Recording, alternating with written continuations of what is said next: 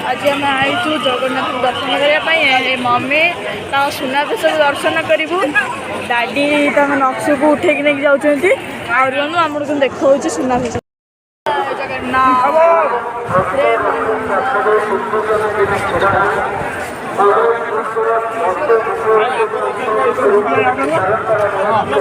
मिसिया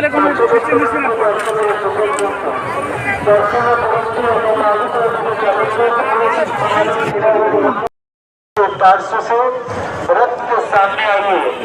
रथ के सामने रथ के पीछे रहकर भगवान के दर्शन करने के बाद बलभद्र भगवान के रथ के पार्श्व से प्रस्थान कीजिए।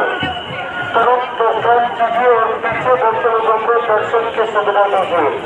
बार बार अनुरोध मोबाइल के द्वारा